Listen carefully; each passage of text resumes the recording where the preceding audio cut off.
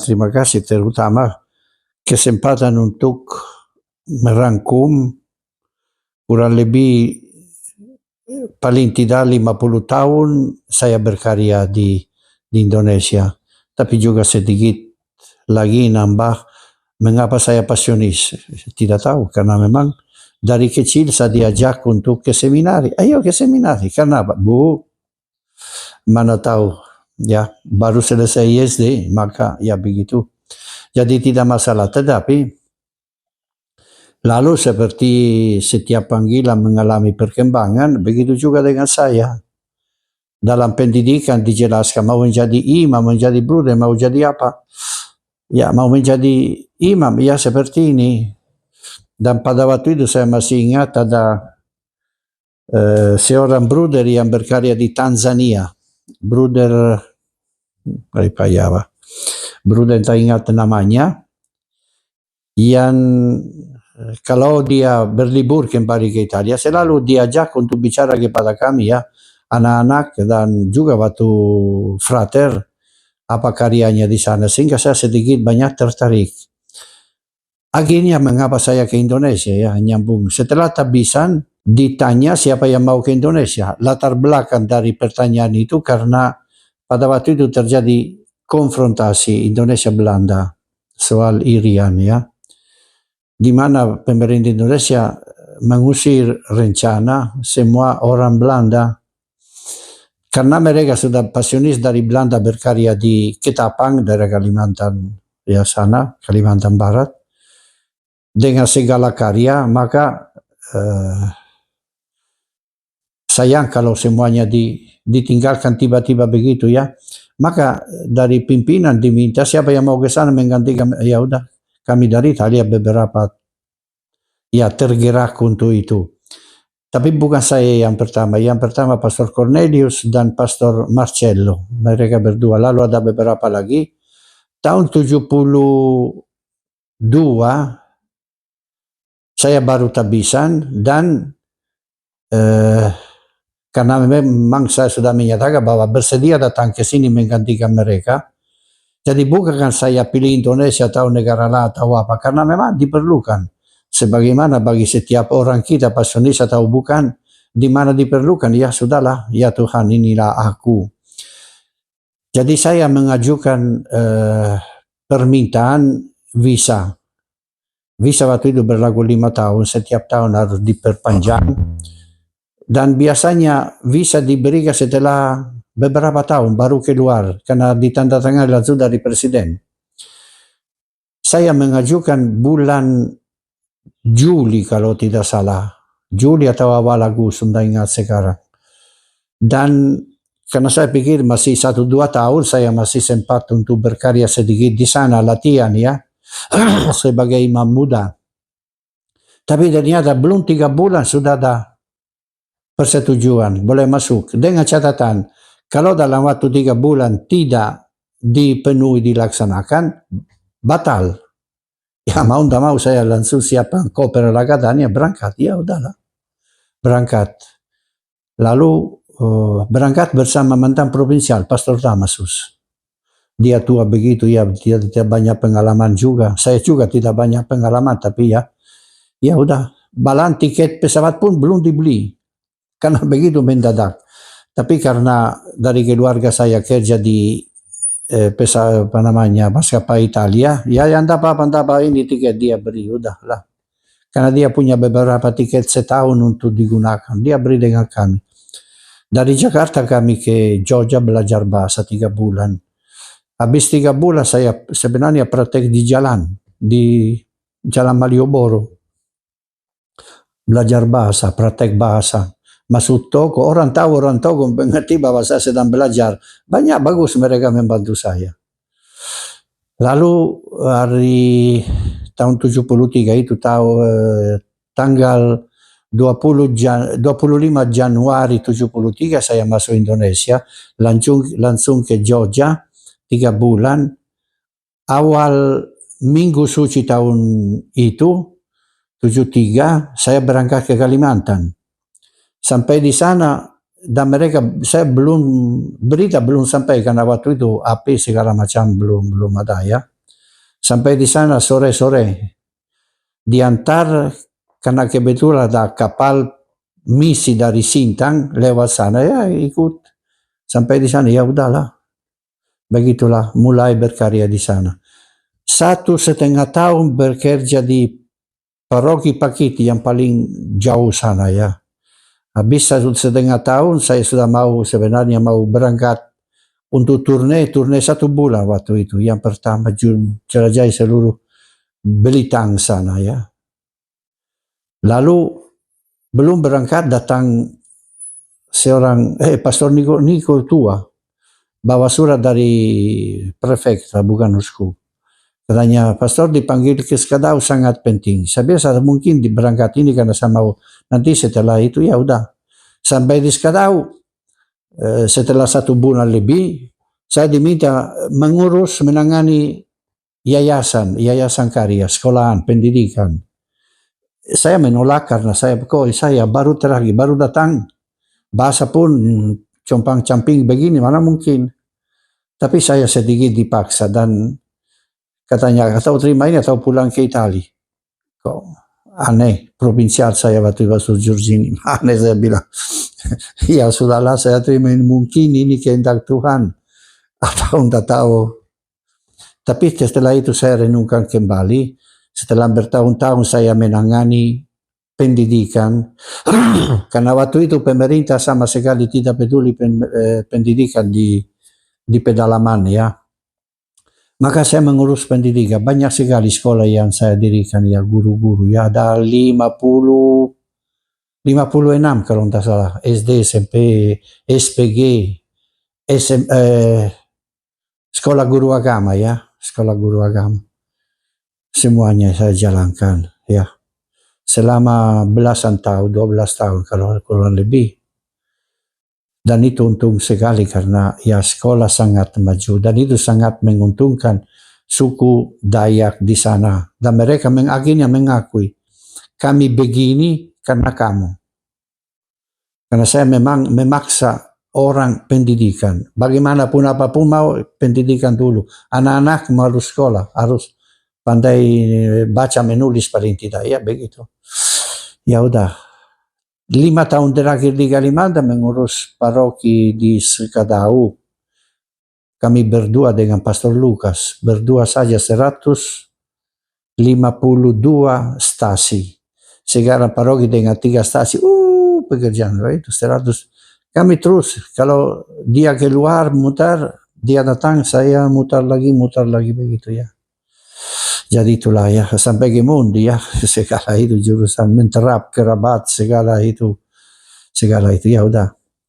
Tahun 87 akhir saya diminta ke Malang untuk menangani pendidikan para frater. Tapi sebelumnya, tahun 75 akhir, saya tawarkan kepada prefek Monsignor Lucas, supaya didirikan suatu ya semacam rumah retret yang masih ada sampai sekarang. Beliau bersedia membangunnya dan saya mengurusnya, menanganinya dengan berbagai program untuk mempersiapkan guru agama Katolik. Lalu jadi sekolah guru agama Katolik ya. Jadi itu saya tangani 7-8 tahun ya sekolah itu, rumah retret itu. Dan menjadi satu kebanggaan bagi pemimpin agama istilah di sana ya. Untuk datang ke sana 1 minggu waktu itu bukan sedikit ya, 1 minggu. Banyak program ya, pendidikan ini itu, persiapan perkawinan dan seterusnya ya.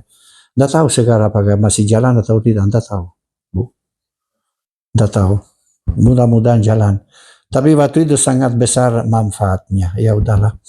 Sampai tahun 87 itu tadi diminta untuk menangani bukan masalah pendidikan para frater di Malang. Saya ke sana ya udah mengurus para frater sekaligus menjadi dosen di STFT, patrologi dan filsafat abad pertengahan ya selama 9 tahun.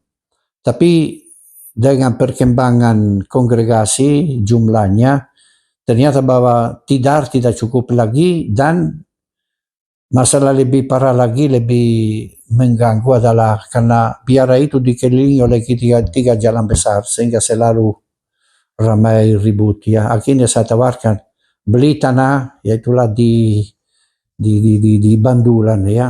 Saya beli tanah 1,5 hektar. Tapi saya pikir ngapain cuma 1,5 hektar. Para frater, mereka orang muda, bukan seperti kita yang tua yang mau bergerak cukup 1,5 hektar. Jadi lalu ada kesempatan mereka tawarkan, teman saya orang Katolik dari Malang, saya langsung beli. Lalu saya buat gambar mau biara begini supaya tidak yang terlalu ramai, dipindahkan ke sana sampai tingkat S1 di sana. Sebenarnya saya tinggal di Patra, di Tidar.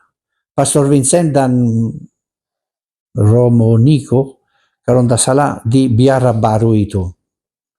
Tapi saya tidak tahu apa yang terjadi. Datang provinsial katanya, di situ ya bagaimana? Pendapatmu apa? Saya bilang apa masalahnya? Tidak masalah bagi saya. Saya mau ke sana. Yang penting dua hal. Saya bawa ekonom, Bruder Taban, administrasi ini saya bawa ke sana, dan semua frater dengan saya di sana. Oh kalau begitu silakan, Pastor Pier Giorgio. Saya bawa semua frater di situ.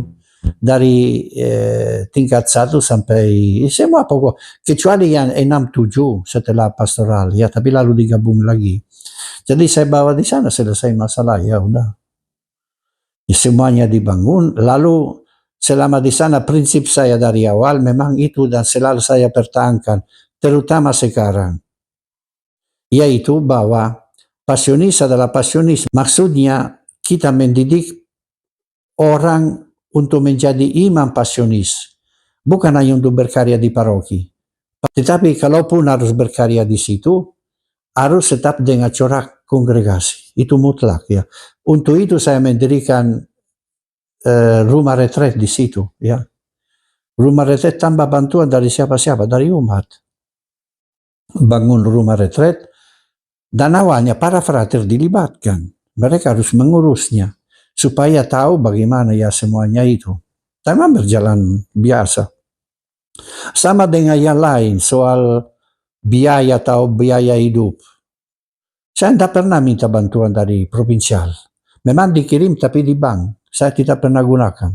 Bruder Taban tahu ini. Ya tahu benar. Karena frater harus mencukupi makanan biaya untuk mereka. Kecuali untuk kuliah. Yang lain harus, dan semuanya diurus. Buah, sayur, daging, telur, apalagi. Semuanya dihasilkan dari situ. Malah kami bagikan karena berlebihan. Dan para frater sangat senang. Karena 2 kali seminggu semua kewajiban turun ke kebun ini urus segala macam. Lelucon karena mungkin Bruder Taban masih ingat. Kalau ada frater yang malas kerja, saya perhatikan tangan. Tangan frater itu, benar. Tangan frater itu terlalu mulus, terlalu feminin. Di mana, bagaimana kita? Ya, tugas ke urus babi, 60-70 ekor. Supaya tahu apa artinya kerja. Ya udah, kerja di situ, kerja di kebun. Dibiasakan begitu, mereka senang. Jadi prinsip saya, pasionis yang pasionis. Maka saya usahakan pertama rumah retret yang di Sekadau. Lalu rumah retret di Malang, rumah retret di Nilo. Tujuannya itu, karena itu merupakan salah satu aspek dan kesempatan untuk kita untuk menanam pemahaman spiritualitas kongregasi. Ya. Dan jangan dikatakan, saya tidak bakat, saya tidak. Bukan soal bakat, soal hanya bakat. Bakat juga bisa ditumbuhkan seperti benih. Bisa ditumbuhkan asal mau belajar, mau persiapan, pasti bisa mulai dengan sedikit, tapi paling tidak mulai di paroki di mana kita berkarya ya. Jadi itu sebenarnya yang dituntut oleh gereja dari kita, karena gereja menyetujui kongregasi ini karena ini corak spiritualitas karisma ini, bukan karena kita melayani di paroki, bukan. Kita sebagai pasionis pada umumnya harus di bidang kita sebagai kongregasi pasionis. Kalau kongregasi pasionis tidak ada di Indonesia, siapa lagi? Siapa yang lagi yang mewartakan spiritualitas ini, yang menjadi inti dari seluruh spiritualitas Kristiani, inti, sengsara wafat kebangkitan Yesus. Bagaimana sekarang konkretnya apa? Ya, mengenai beberapa kegiatan yang sudah mulai beberapa tahun yang lalu. Tahun 92, Pak Widodo, Ibu Ratna, Ibu Magdalena, mereka dari awal ingin mengenal spiritualitas kita. Saya mulai retret pertama di Pacet sana. Retret dengan mereka 42 orang, saya masih ingat. Karena saya sendiri khawatir, karena belum ada persiapan. Maka selama beberapa bulan, saya mempersiapkan diri untuk itu.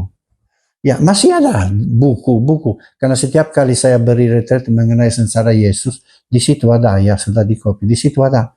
Ada begitu banyak materi yang saya kumpulkan dalam bagian-bagiannya yang bisa dipakai digunakan sampai sekarang. Itu teologi gereja, teologi sengsara Yesus, ya, untuk pasionis. Cocok, tinggal diano lagi, dibaca lagi, dikelo lagi, terserah.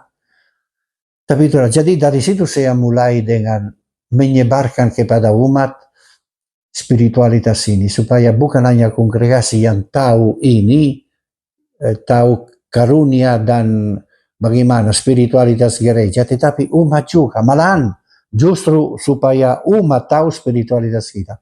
Awalnya disebut Sabat Yesus tersalib.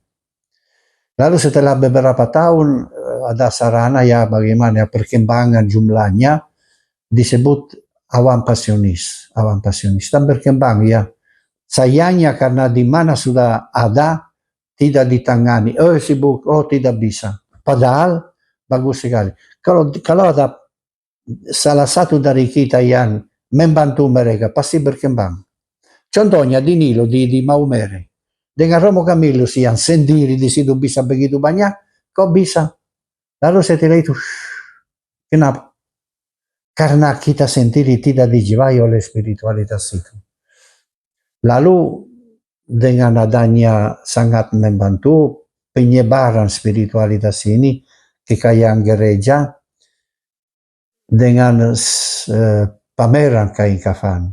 Waktu itu saya masih di Malang, tahun 92 juga, sekitar itu, 92 ya. Saya cuti, lalu saya mencari bahan untuk menggunakan, untuk dipakai untuk para frater, justru untuk mempersiapkan mereka ke jalur ini, jalur karisma kongregasi. Dan saya cari di Roma, di sekitar Vatikan, di situ banyak toko buku apa. Waktu itu masih pakai slides ya.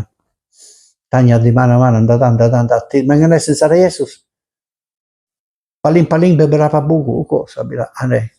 Terakhir yang saya kunjungi, Libreria San Paolo, masih ada sampai sekarang memang. Ada seorang suster yang katanya, Pater, kalau mau coba tanya dengan Pastor Matteo Ricci, yang ini alamatnya, tidak jauh di samping Vatikan ini, Gereja Vatikan, Basilika, di belakang sini, di sampingnya, ada apartemennya, dia tinggal di situ, sudah tua. Mudah-mudahan dia bisa menerima Pak. Ya udah, saya jalan kaki ke sana. Itu disebut, Anda cari apa? Cari Pater Matteo Ricci. Saya datang karena saya begini, saya ceritakan tugas saya begini para frater tujuan. Lalu dia begitu senang, langsung kelihatan berubah wajahnya. Sini Pater, sini duduk, ini saya sudah pelajari kain kafan 50 tahun. Semua hasil saya bagikan, dia ambil bukunya, slides, banyak, masih ada di situ, masih ada. Ya, yang lama saya pakai waktu dulu beri seminar, saya pakai itu. Lalu disempurnakan, diapakan ya. Jadi dia beri semuanya itu dan saya mulai bagikan dengan para frater. Lalu waktu saya di Jakarta, saya tawarkan dengan kelompok sahabat Yesus tersalib dan mereka sedang kita buat pameran. Ya udah kita buat pameran di Persia. Yang pertama di Teresia, Gereja Teresia. Banyak sekali orang datang ke sana, banyak sekali. Ya dari situ lalu kami tawarkan berkembang di mana-mana ya. Hampir di semua pulau, kecuali di Irian, belum jadi. Di Irian sudah direncanakan, sudah pasti, sudah ada biaya, lalu tidak tahu tidak jadi, ya sayang. Tapi itulah, ini semua menjadi sarana untuk kongregasi, di tangan kongregasi. Maka pendapat saya sudah di ujung ini, supaya kongregasi benar melihat kita sebagai pasionis, ya sebagai pasionis. Imam yang pasionis, ya, atau pasionis imam, tapi corak itu harus ada. Maka dimanapun kita ditugaskan, corak kita harus kelihatan. Oh ini pasionis, ya pasionis. Paroki ini paroki pasionis, bukan paroki. Ya. Jadi ini aspek yang harus dipertimbangkan. Karena itu saya selalu sarankan yang sama. Di mana kita ada, di mana kita bisa yang khas kongregasi, supaya ada rumah retret di mana kita menampilkan kita. Biara kita awal selalu ada bagian dari biara yang dikhususkan untuk awam yang ingin mengalami spiritualitas ini di biara. Selalu ada, ya. Lalu dibiarkan, tidak dirawat lagi, tidak dianu lagi, sehingga mati. Sayang sekali. Karena itu sebenarnya bidang kita. Kalau bukan pasionis, siapa lagi? Ya, 40 tahun saya mempelajari semuanya ini. Jadi itulah yang harus menjadi warisan dari kongregasi untuk kita, supaya kita wariskan, kita bagikan kepada awam, kepada orang lain. Ya. Yang penting kita benar lurus, jujur untuk kongregasi, karena spiritualitas begini. Jalankan saja, jalankan saja. Jadi itulah. Jadi kita mulai berkarya. Tapi itulah, jangan soal selera, tapi benar ada inspirasi. Kita mau untuk saya, ini warisan kongregasi, saya terapkan, saya jalankan. Pameran kain kafan. Karena apa? Karena saya melihat bahwa benar-benar umat membutuhkan ini. Komentar yang paling sering setiap kali pameran, kami selalu minta komentar, tanggapan. Yo, kami baru tahu secara Yesus seperti ini. Paling umum komentar itu. Apa artinya? Artinya bahwa umat memang membutuhkan hal itu. Ya, kenapa tidak dilaksanakan di mana saja? Bisa. Gampang buat kopi atau apa dari. Nah, di kamar saya ini ada kain kafan. Ada. Ya. Tinggal kita mau apa. Kalau kita mau, semua jalan terbuka. Mau ke sana, mau apa. Yang penting, yaitulah. Intinya adalah, yaitu spiritualitas sengsara wafat Kristus. Ya. Yang lain, urusan orang lain. Ya. Dan spiritualitas ini, ingatlah selalu, bisa diterapkan di dalam semua bidang gereja. Manapun bisa. Asal kita diisi, dipenuhi dengan spiritualitas itu. Kalau kita kosong, kita mau berikan apa? Di mana angin? Dada. Tapi kalau ada spiritualitas itu, pasti kita dimanapun. Nah, lihat di AP Awam Pasionis. Lea mereka teman-teman itu. Bagaimana mereka sebentar? Masukkan itu. Kenapa? Karena mereka sudah berkali-kali retret. Ya, berkali-kali. Artinya mereka benar memahami. Ya. Tapi tetap mereka mencari lagi, mencari tahu, menggali di mana. Apalagi sekarang dengan segala fasilitas yang ada di tangan kita. Ada dalam semua bahasa, ada. Tinggal kita cari. Atau paling tidak kita masukkan. Ya, dengan karya ini. Buku-buku ada saya mungkin 20.000 halaman ketika. Diambil, masukkan di situ. Tawarkan kepada umat. Efeknya kita tidak tahu, tapi pasti bagus. Yakinlah, pasti bagus. Kalau bukan kita, siapa lagi? Saya sudah terus terang, saya tidak sanggup lagi. Kalau saya bisa menjawab ya sudah banyak ya. Tapi kalian bisa. Itu salah satu bidang yang belum digali. Memang digali, tapi untuk hal-hal yang tidak berguna, yang tidak benar, yang tidak senonoh, yang politik, yang tapi kita tidak tahu, ya lain terserah sampai itu. Tapi spiritualitas, go pasio, go kemana kita? Kemana kita? Go. Apa artinya go dalam bahasa Indonesia? Apa artinya? Pergi. Pergi kemana kita? Arah mana kita? Kalau ini, pasio, kita bawa pasio di mana? Dimanapun kita sebarkan. Pasti ada orang yang baca terkesan, oh ini, ya, ya itulah. Kalau tidak, percuma. Kongregasi pasionis tidak diperlukan lagi, buang. Ya, itu yang saya katakan, dikatakan juga kongregasi, buang saja, tidak ada gunanya lagi. Ya, maka kita harus benar ya berkarya di bidang ini. Contohnya sederhana, bahan mengenai kain kafan dengan segala implikasinya yang ada ratusan ya.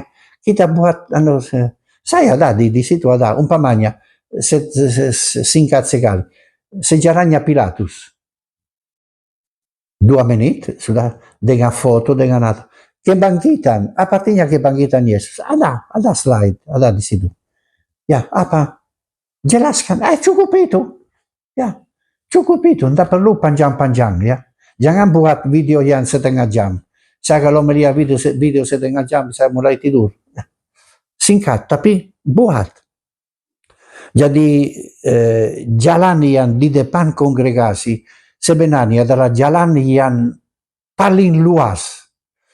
Orang yang kerja di rumah sakit berapa puluh tahun lagi nanti tidak diperlukan lagi. Karena apa? Ada perawat robot. Di hotel tidak diperlukan lagi karena ada apa namanya itu AI, intelligence artificial. Ada. Jadi kita tidak, tapi yang itu pasti tidak ada orang yang mau.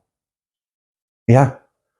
Maka siapa lagi kalau bukan kita? Siapa? Katakan saya tidak tahu. Ya.